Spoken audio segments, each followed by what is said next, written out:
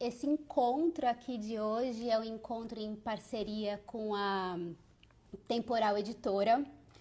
Então eu agradeço muito a oportunidade da Temporal Editora ter me convidado para bater esse papo com vocês. O meu nome é Tarsila Tanhan e eu sou atriz e sou traficante de cultura aqui na internet. E hoje a gente está aqui nesse bate-papo para conversar sobre o Oduvaldo Viana Filho, que é conhecido bastante pelo grande público como Vianinha. E a gente vai conversar um pouco sobre a produção dele, sobretudo a partir de 1968, que é esse período que a Temporal Editora está publicando as obras dele. E a gente vai conversar com a Maria Silvia Betti, que deve estar por aqui já, e eu vou chamá-la para nossa conversa. Vamos lá. Olá, Olá, Tarsila. Boa noite. Tudo bem? tudo bem com você? Então, estamos aqui com a Maria Silvia, eu vou apresentá-la a vocês. Ela é a nossa parceira, a nossa convidada de hoje. É uma honra estar aqui com ela, porque ela é uma das grandes estudiosas do Vianinha. E a Maria Silvia Betti, ela é professora da Faculdade de Filosofia, Letras e Ciências Humanas da USP, e ela é pesquisadora de teatro brasileiro e estadunidense. E desde 2018, ela está organizando, em parceria com a Temporal Editora, essa coletânea de teatro do Vianinha. Então, seja muito bem-vinda aqui no nosso bate-papo. E eu sugeri para a gente começar conversando sobre ler teatro, né? Como que é esse lance da gente se conectar com uma obra teatral que é uma dramaturgia, né? Que é uma peça de teatro, é, com esse público que está aqui hoje, que grande parte das pessoas não tem nenhuma relação com a área de artes cênicas, e como que a gente pode fazer com que seja interessante esse encontro, né, do leitor convencional da literatura, de romance, de contos, enfim. Tarsila, a literatura, na sua configuração convencional, ela é composta por três gêneros, que são o épico, o lírico e o dramático.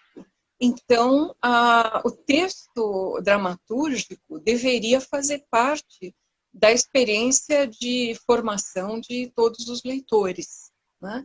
Isso acaba não acontecendo por uma série de motivos, mas o texto dramatúrgico, o texto dramático, ele tem importância fundamental, seja em que configuração for. Um texto se caracterize como drama, ou como épico, ou como tragédia, ou melodrama, pela sua capacidade de absorver e de figurar as experiências históricas, os conflitos, as questões políticas, sociais, econômicas de cada época. Então, eu acho que a importância de ler o texto teatral, em primeiro lugar, se deve a isso. Em segundo lugar, porque é um grande prazer ler um texto que pode ser lido de forma compartilhada. Quer dizer, se não pensarmos apenas na experiência acadêmica ou didática, ainda assim a gente terá um caminho de descobertas muito prazerosas e muito relevantes. Nossa, eu não tinha pensado por esse lado da leitura compartilhada, né, que a gente pode fazer, Neste contexto em que né? nós estamos, e contatos remotos por internet, a leitura compartilhada acaba sendo uma possibilidade muito significativa, porque, de repente, muito mais gente começou a pensar nessa possibilidade. E eu acho que você, como atriz, sabe que o processo de formação de atores e atrizes atualmente, ele percorre pouco o caminho da leitura de textos teatrais. Isso acaba não sendo tão, enfim, considerado ou priorizado como seria necessário, né? E acho que a gente está num momento em que isso pode ser repensado. Legal, maravilhoso. Bom, então vamos adentrar no nosso grande tema da noite, que é o Oduvaldo Viana Filho. Eu queria que você contasse para a gente quem foi Oduvaldo Viana Filho e que contexto que ele surge no Brasil, em que contexto político, né? Porque a trajetória política dele é bastante fundamental, né? Na escrita dele. O Duvaldo Viana Filho nasceu em 1938 e o pai dele é um grande comediógrafo e dramaturgo, Duvaldo Viana.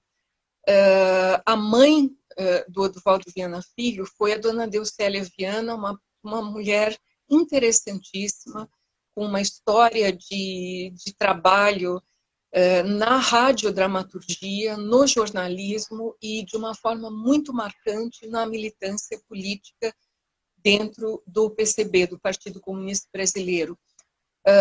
O Viana foi um dramaturgo, enfim, uma pessoa que se formou dentro de um ambiente familiar, ao mesmo tempo teatral e militante. E tudo que ele fez no seu processo de trabalho teve profundas relações com ambas as coisas.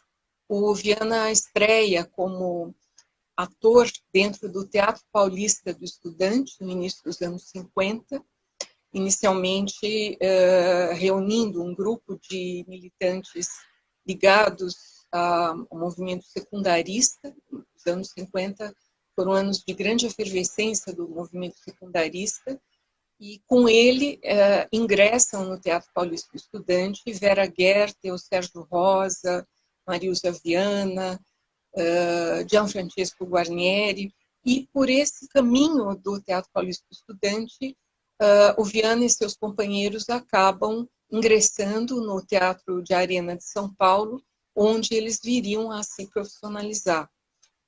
O Brasil que o Viana conheceu nesse período e até o golpe de 64 foi um Brasil de grande ascenso das lutas das classes trabalhadoras, tanto no contexto industrial como também no caso das ligas camponesas.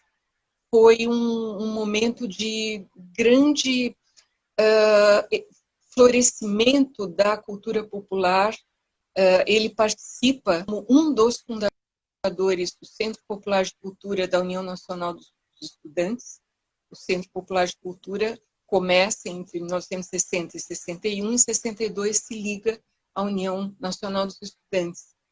E dentro do CPC da UNE, ele vai fazer tanto teatro de rua como teatro de palco, de caixa cênica, enfim, ele vivencia profundamente todas as experiências do CPC da UNE, participa das duas grandes excursões culturais promovidas pelo CPC da UNE, as chamadas Univolantes, que consistiram numa espécie de uma turnê de trabalho teatral e militante por todas as principais capitais do país, do norte e nordeste principalmente, deixando filhotes de CPCs em cada uma delas. E dentro desse período, Viana escreve peças que são fundamentais. Dentro do Teatro de Arena, ele havia escrito Chapecó Futebol Clube.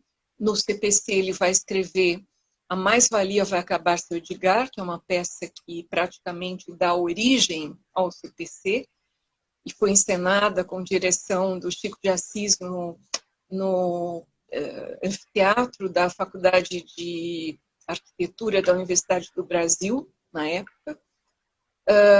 Ele vai escrever autos de rua, vários.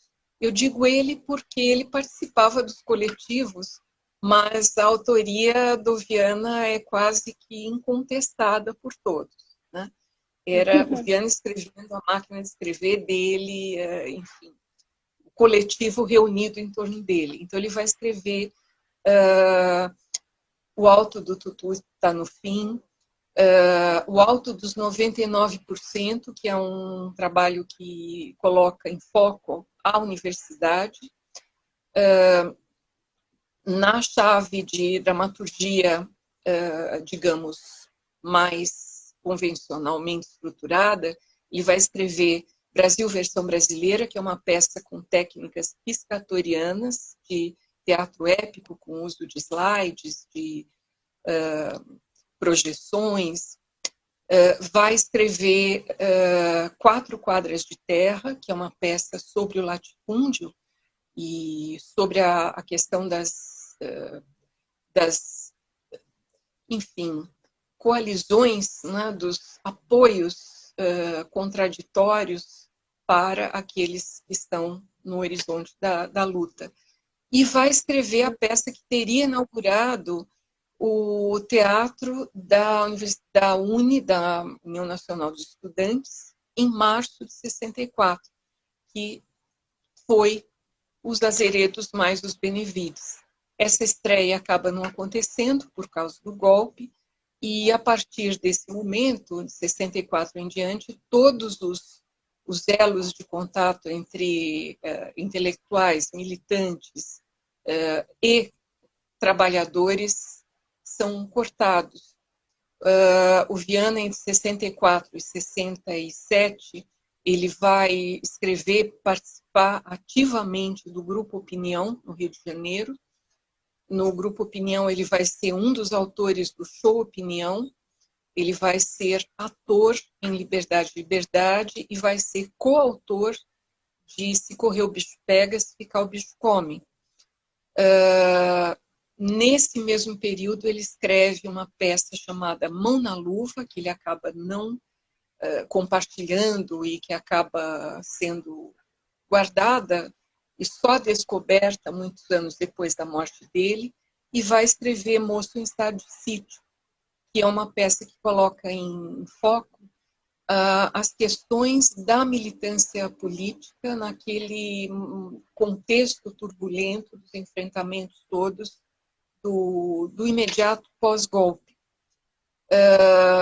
Com 68, estamos na era do AI-5 e é implantada a censura prévia da imprensa, da mídia toda, rádio, televisão, jornais, e o Viana, em 68, ele vai escrever Papa e Goethe, que é uma das três peças que foi lançada pela editora Temporal.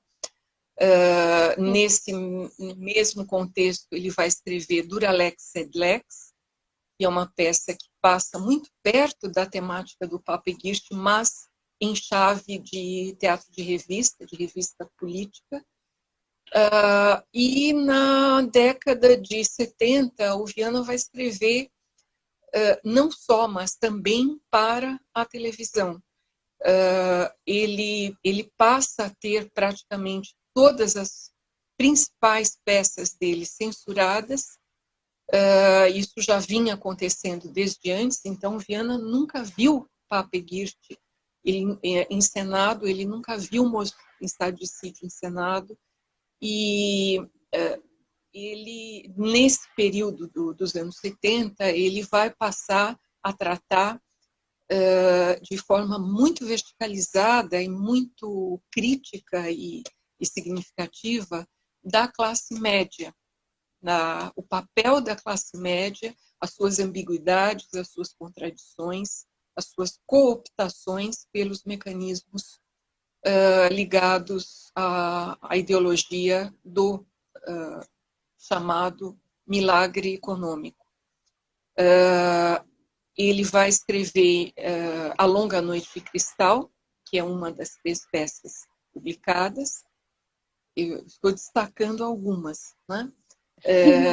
A Longa Noite de Cristal trata de uma questão particularmente desafiadora para a dramaturgia, que é a televisão, né?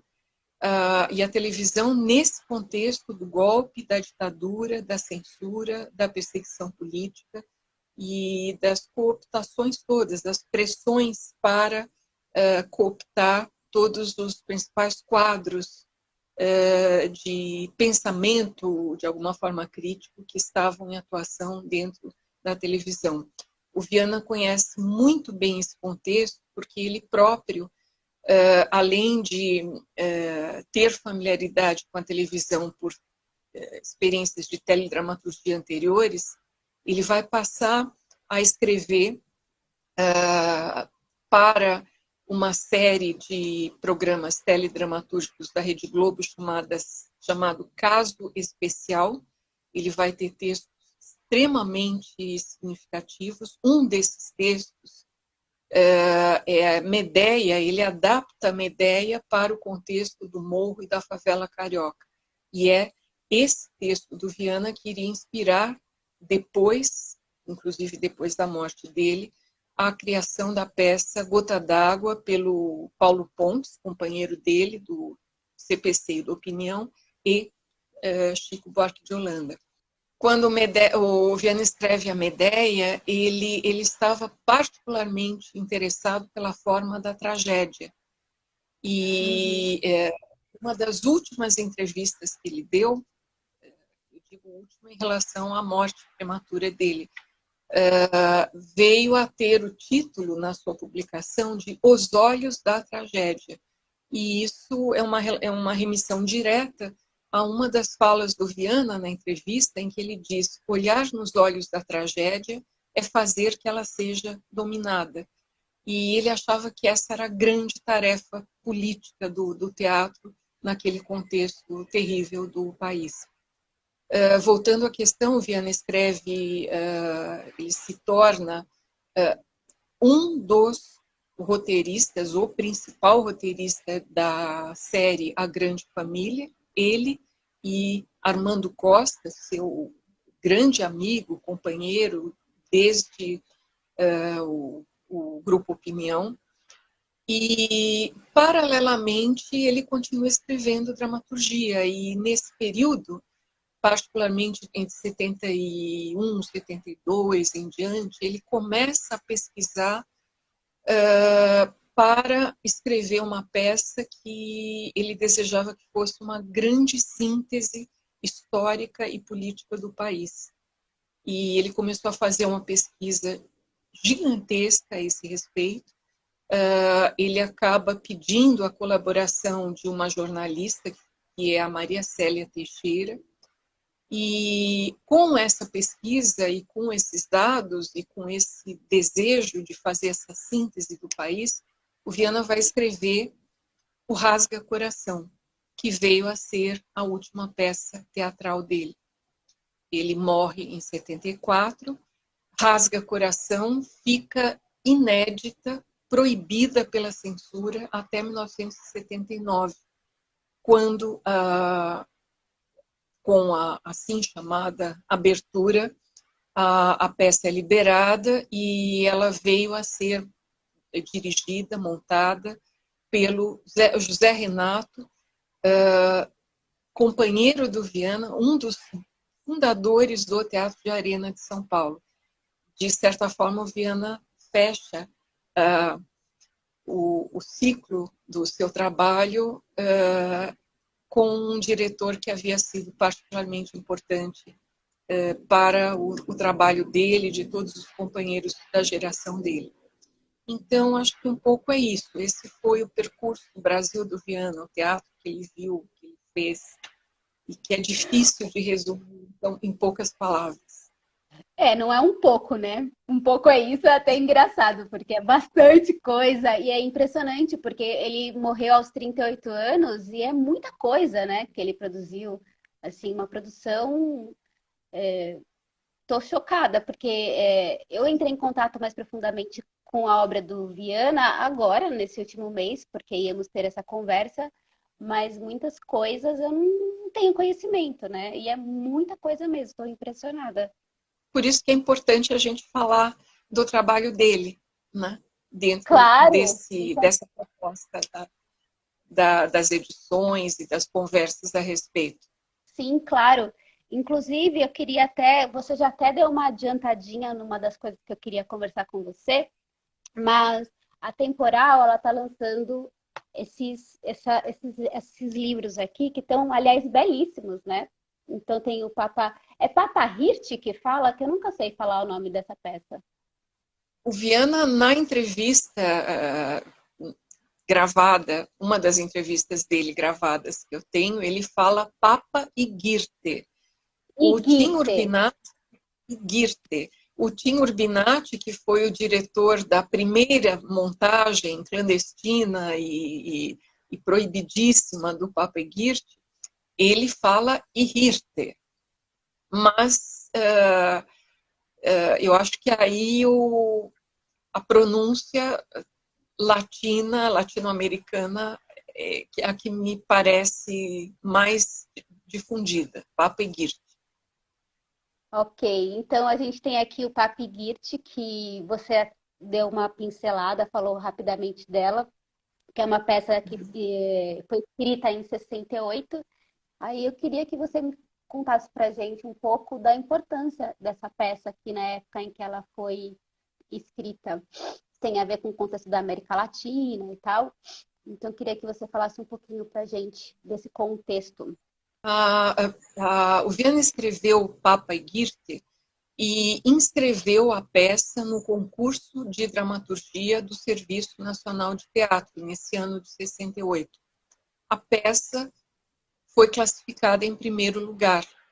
E para o primeiro lugar estava previsto um prêmio simbólico em dinheiro, mas estava prevista a publicação. E a peça chega a ser publicada, mas como ela é proibida, ela é recolhida. E logo em seguida, o concurso de dramaturgia do Serviço Nacional de Teatro é suspenso. E ele fica suspenso até 1974, quando, ironicamente e significativamente, o Viana inscreve Rasga Coração. O concurso havia sido retomado e Rasga Coração é unanimemente, assim como o Papa Egídio 68, Rasga Coração foi unanimemente classificada em primeiro lugar e logo em seguida proibida.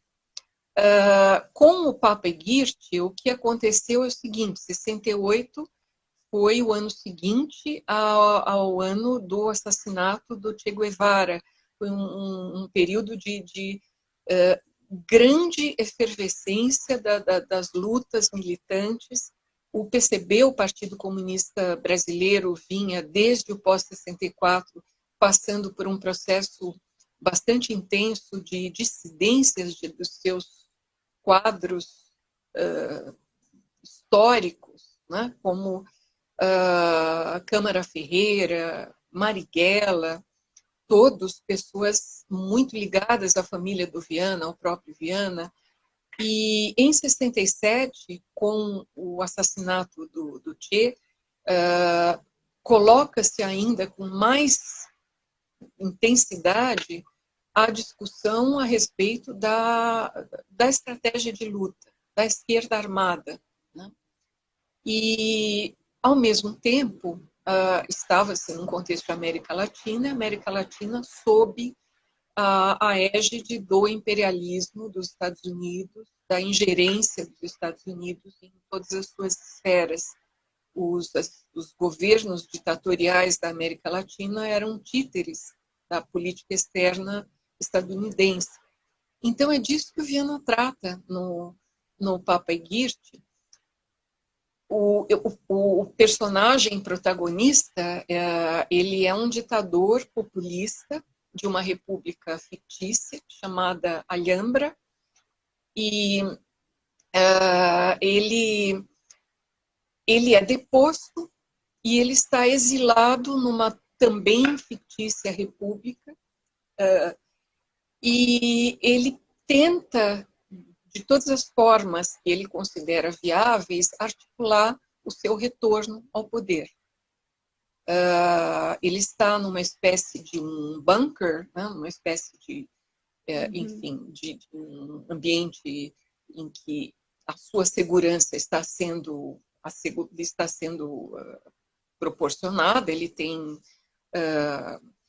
um chefe de segurança, ele tem uma criada, ele tem consigo, inclusive, a sua jovem amante, Graziella, e é por intermédio dessa jovem amante, Graziella, que ele vai contratar serviços de um motorista que venha a ser um militante de uma organização de esquerda armada que se coloca nessa posição de motorista, do candidato ao posto de motorista do IGIRT, para ter acesso ao IGIRT e conseguir executá-lo, porque ele tem um plano de vingança contra o IGIRT, em cuja cadeia, em cuja gestão como ditador em Alhambra, havia sido torturado e morto o seu grande companheiro de lutas, de militância,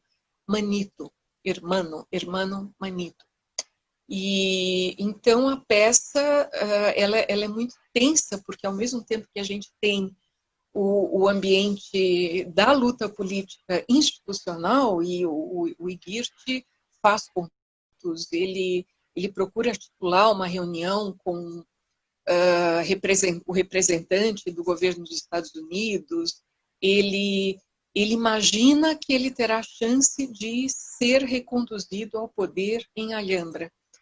E a gente assiste esse processo todo, enquanto, paralelamente, a gente também sabe, por um processo de ironia dramática, do plano do Maris, o jovem motorista, que é ali introduzido pela Graziella, amante do Papa IGIRT. Então, é uma peça de grande desafio para quem encena, porque ela é uma peça que se desdobra em diferentes planos de tempo e diferentes planos de espaço. A referência à tortura é quase que é como se fosse uma radiação de fundo, ela aparece como um contraponto, e muitas vezes cenas do presente desencadeiam associações com cenas do passado. Então é uma peça em que o Viana vai trabalhar isso. Eu acho que esse é um dos eixos formais que ele vai seguir trabalhando durante todo esse período. Ele já vinha um pouco com isso desde Mão na Luva, mas ele vai se debruçar sobre essa questão das elipses de espaço e tempo de uma forma extremamente interessante. E ele trabalha esses planos na luz, ele trabalha esses planos no espaço, e muitas vezes a gente tem a personagem em dois planos simultaneamente, né? O que é extremamente... A gente sente que o Viana está experimentando, que ele está procurando estratégias de figuração dramatúrgica que não estavam prontas e que ninguém antes, quando a gente pensa na dramaturgia das gerações que o precederam, haviam colocado em pauta.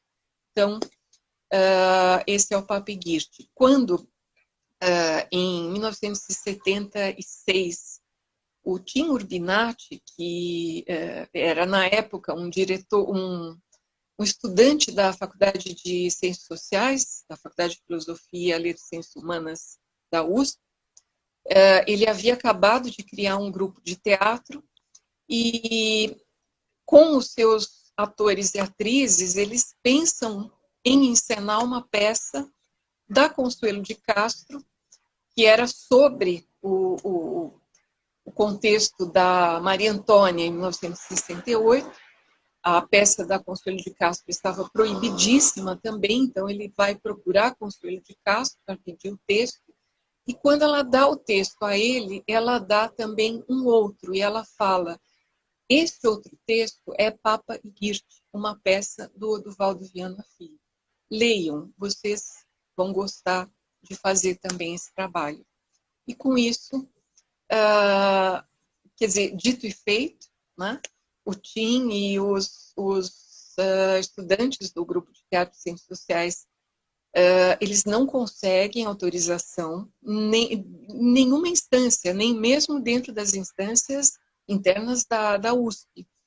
Então, eles, o coletivo, né, Tim e os membros do grupo de teatro das ciências sociais acabam tendo a ideia de montar o Papa Egípcio no que era, na época, o esqueleto de concreto do que viria a ser o prédio atual da FEFELESH, da Faculdade de História e Geografia já existiam, mas não existia todo o resto.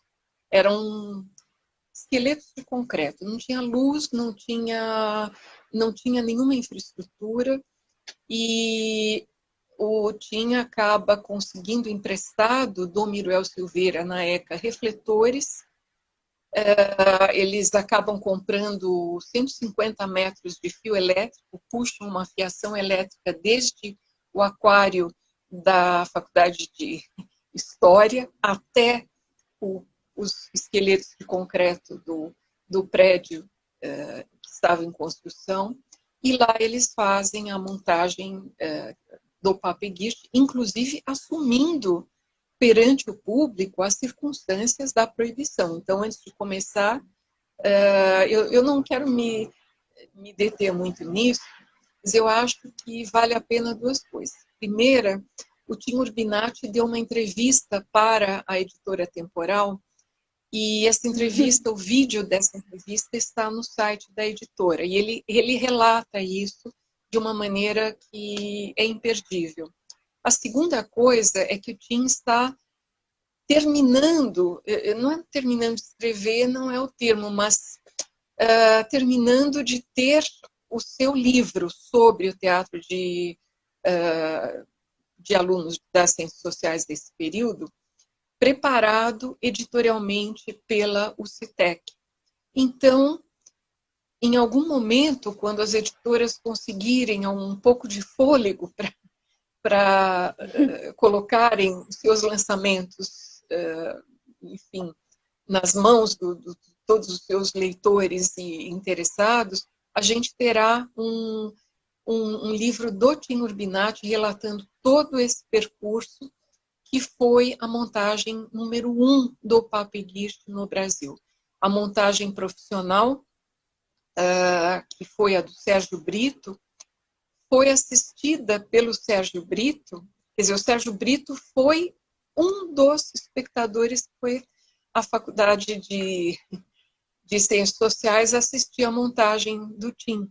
E ele foi em companhia da Lélia Abramo, grande atriz militante, ex-companheira do Viana no Teatro de Arena. E quando o Sérgio Brito assistiu, ele falou: eu quero montar essa peça. Quando a peça foi liberada, ele montou no Rio de Janeiro, a peça acabou não vindo para São Paulo. Então, essas foram as duas, a montagem número 1 do Tim e a montagem número 2 profissional do Sérgio Brito. Tem vários comentários por aqui, mas a gente tem mais 25 minutos de conversa. Eu já estou desesperada, porque são muitas coisas que eu gostaria de conversar e não vai dar tempo. Mas, aproveitando esse gancho que a gente está falando dessa peça, comentaram aqui que o Grupo Tapa vai montar essa peça em breve. E era uma das coisas que a gente iria falar, mas se você já quiser dar uma adiantada, Maria, falando sobre essa nova montagem. O Grupo Tapa fez um projeto de montagem do Papa Egípcio e ganhou um edital para a montagem do Papa Egípcio, que estava com estreia prevista para agosto. A peça será montada. Ela foi ensaiada e ela será montada. Nós só temos que torcer para que as condições físicas, logísticas, permitam que seja logo. O Grupo Tapa tem um histórico de montagens de peça do Viana muito significativos. O Tapa montou o Corpo a Corpo, o monólogo Corpo a Corpo, montou Moço em Estado de Sítio, montou Mão na Luva e agora o Papa Egípcio. Se quem acessar o site da editora Temporal vai encontrar o vídeo da leitura dramática que foi realizada no lançamento do livro. que você acabou de mostrar. O livro foi lançado em abril de 2019 e foi feita a leitura, Teatro Aliança Francesa lotado, e estávamos com a ideia de que o Papo Guiche seria assistido no palco muito em breve. Mas ele será, vamos torcer, né? Falando do outro livro, né, que a editora lançou, A Longa Noite de Cristal. Eu achei esses livros muito maravilhosos. Esse aqui foi escrito em 69, né? Eu particularmente gostei muito, muito desse, porque eu gosto muito dessa relação com a subserviência em relação aos patrocinadores da mídia. Eu gosto muito desse tema. E eu queria que você falasse um pouquinho dessa peça. Eu odeio fazer esse tipo de coisa, mas assim, falar sobre ela em 5 minutos para a gente conseguir contemplar o rasga-coração, né?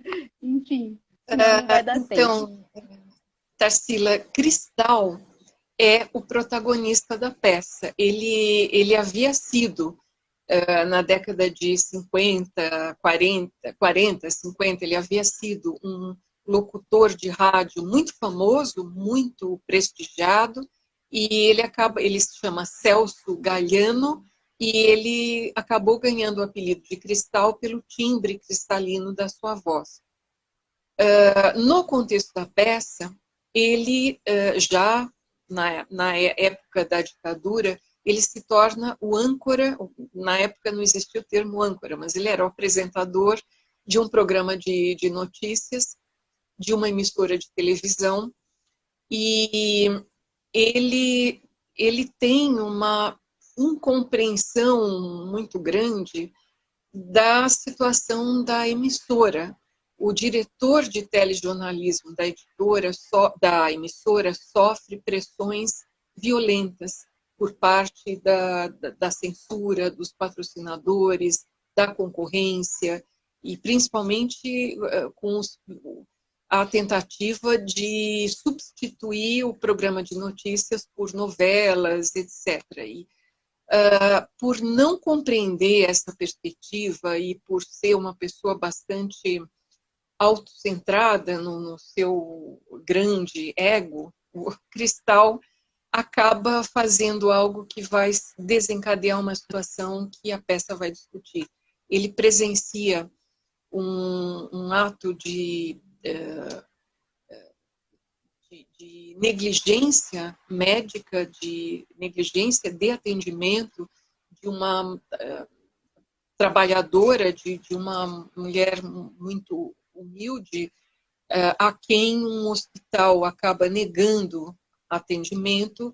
Ela estava em trabalho de parto, ela acaba dando à luz na rua.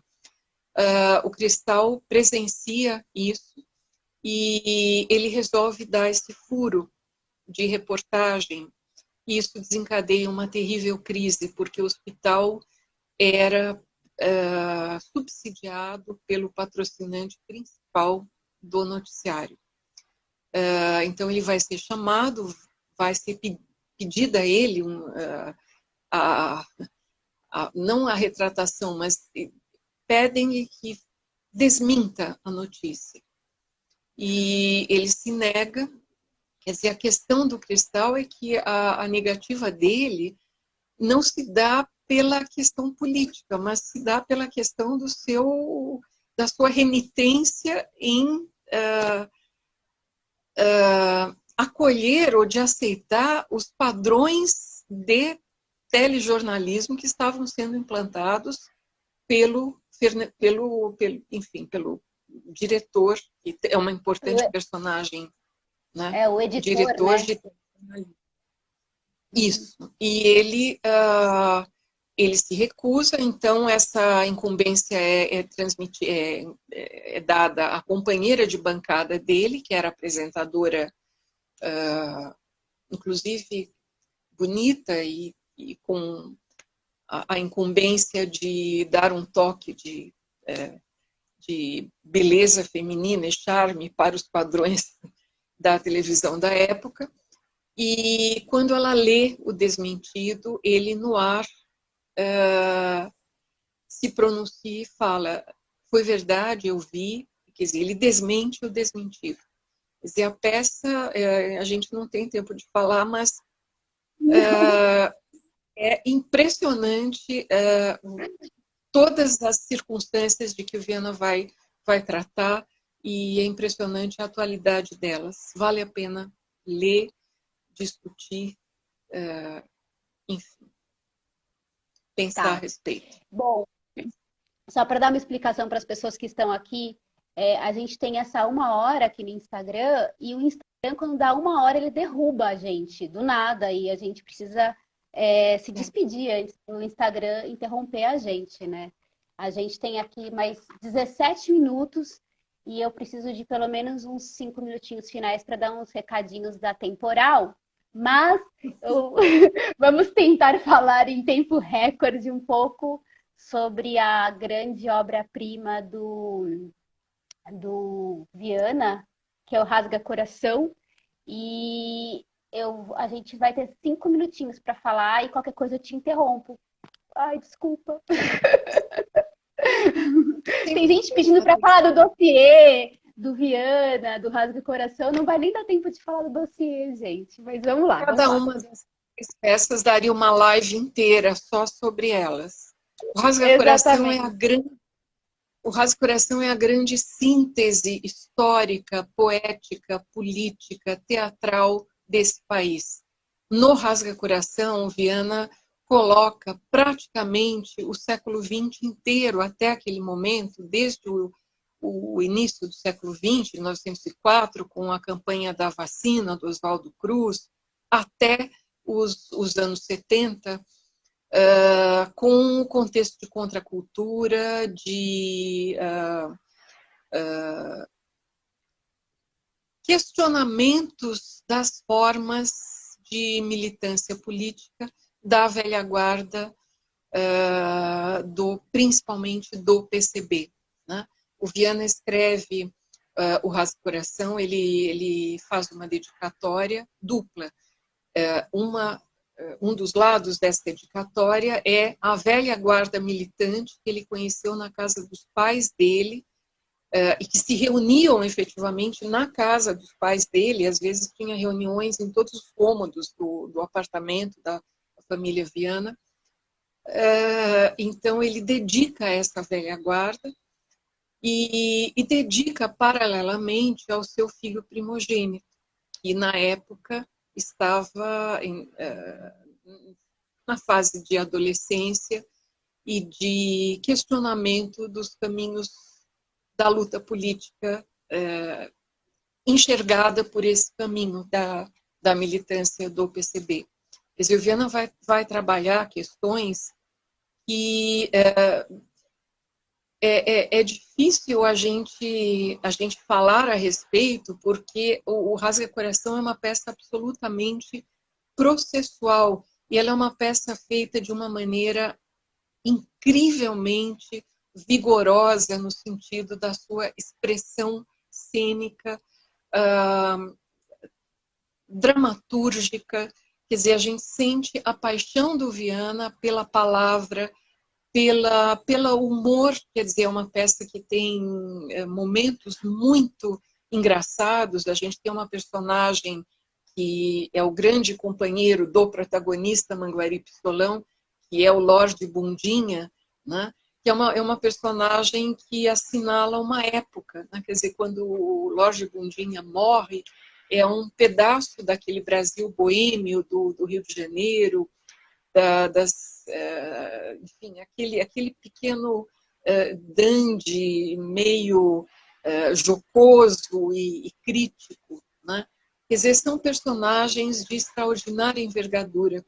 Viana, ao dar à peça o nome de Rasga Coração, ele pega a composição quase como um mote do Anacleto de Medeiros, com letra do Catulho da Paixão Cearense. Era uma valsa, e a estrofe principal dessa valsa diz: se tu queres ver a imensidão do céu e o mar, refletir a prismatização da luz solar, rasga o coração, vem te debruçar sobre a vastidão do meu penar.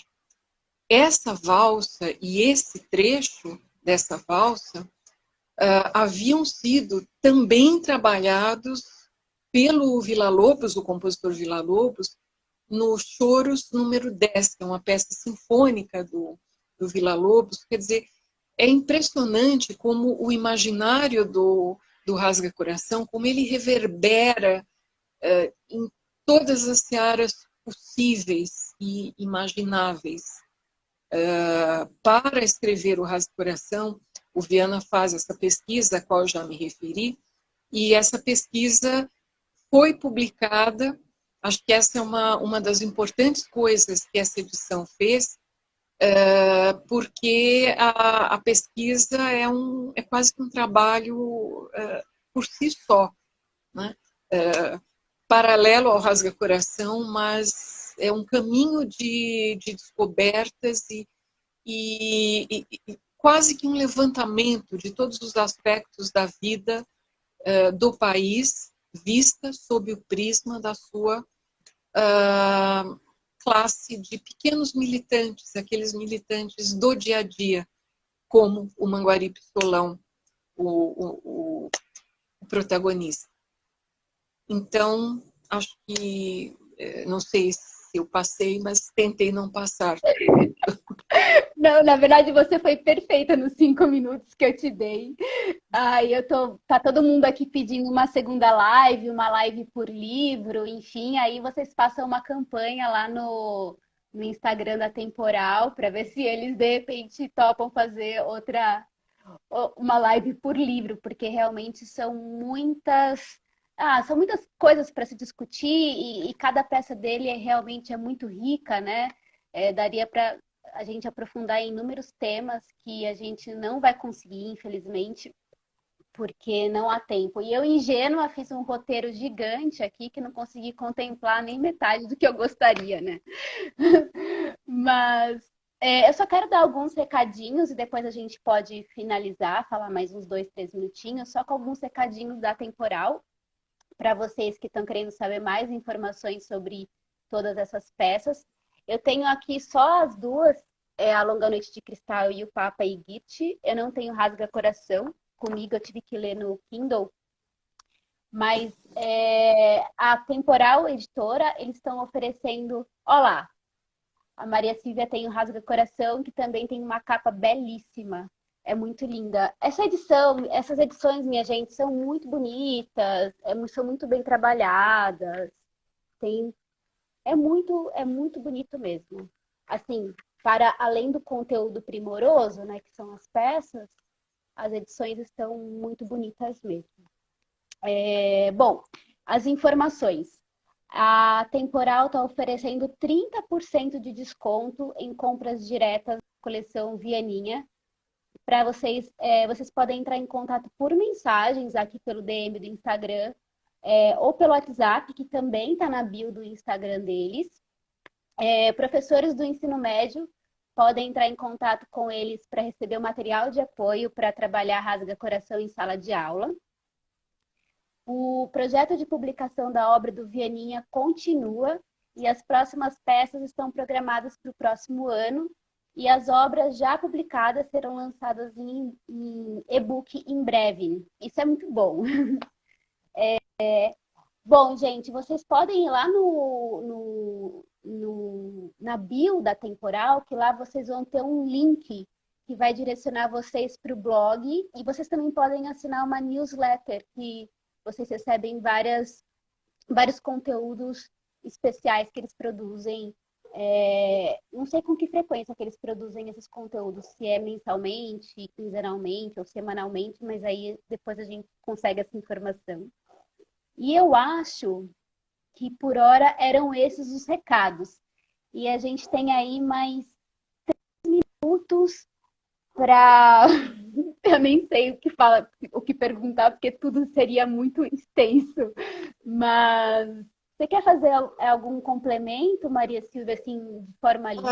Então, Priscila, eu queria acrescentar que as 3 próximas peças que estão sendo preparadas vão ser o monólogo corpo a corpo, Mão na Luva, que é uma peça para 2 personagens, um personagem ele, uma personagem ela, e o Moço em Estado de Sítio. Então, essas são as 3 próximas, e em algum momento, entre segundo semestre e o início do ano que vem, elas estarão sendo lançadas também. Então, acho que é importante que todo mundo fique atento. Sim, gente, vale muito a pena. Eu fiquei maravilhada em ler essas peças. Eu acho que são peças que você lê, relê, relê, relê, e sempre tem coisas novas que a gente descobre. E vai ser um privilégio a gente poder ver o Papy sendo encenado. Eu não vejo a hora de poder voltar aí ao teatro, né? A gente não sabe quando que isso vai ser possível, então tomara que seja em muito, muito breve. E tem também um podcast que você gravou, né? Com a Maria Tendlau, né? Sim, esse podcast está na Sala TUSP. TUSP é Teatro da Universidade de São Paulo. A Maria Tendlau, que é organizadora, ela é atriz e também organizadora desse podcast, ela está gravando uma série, e acho que o segundo ou terceiro foi sobre o trabalho do Viana. E também tivemos problema com o tempo pelos mesmos motivos. Mas vale a pena. Sim. Não, mas é bom porque aí as pessoas ficam mais curiosas e com mais vontade de quero mais. É melhor do que se elas ficassem cansadas. É bom assim, né? Bom, gente, alguém quer mandar alguma pergunta para a gente finalizar? Alguma coisa que seja uma ansiedade muito grande? A gente pode tentar responder mais uma pergunta e aí a gente finaliza. Vamos ver se alguém manda alguma coisa, porque por enquanto, Maria, as pessoas estão só te elogiando aqui, falando que você é maravilhosa, que gostaram muito.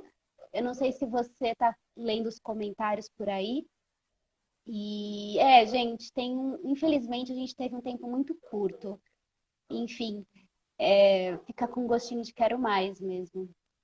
E aí fica aí para Eloá Temporal que está assistindo aqui o pedido da galera de mais de uma live por livro. Bem, acho que ninguém tem perguntas, só elogios aqui a você. Eu quero agradecer muito o nosso. Se alguém tiver alguma pergunta por escrito, eu posso responder por escrito também, para não estourar o. É porque é muito frustrante quando a live derruba, né? Sim, é muito frustrante. Bom, gente, então, se vocês tiverem alguma questão a mais para conversar com a Maria Silvia, vocês podem escrever para mim, inclusive aqui por DM, que eu repasso a ela, ou no próprio Instagram da Temporal, tá bom? E Maria Silvia, muito obrigada pela troca, pela conversa. Foi um imenso prazer tê-la aqui comigo. Eu agora estou muito mais tranquila do que no começo do nosso bate-papo. Eu queria começar a live assim, nesse estado que estou agora. Mas foi uma honra ter essa oportunidade de conversar e de ter essa aula com você. Muito obrigada mesmo. Muito obrigada, Eu que editora agradeço, Temporal. Tarsila, nesse meio no qual eu sou completamente neófita, completamente leiga. Então, agradeço muito a oportunidade de estar podendo falar do trabalho do Viana. Muito obrigada. Muito obrigada. E, gente, conheçam o Teatro do Vianinha, degustem essa obra-prima aqui e a gente continua conversando nas redes sociais sobre esses livros, essas peças maravilhosas. Gente, tchau e muito obrigada.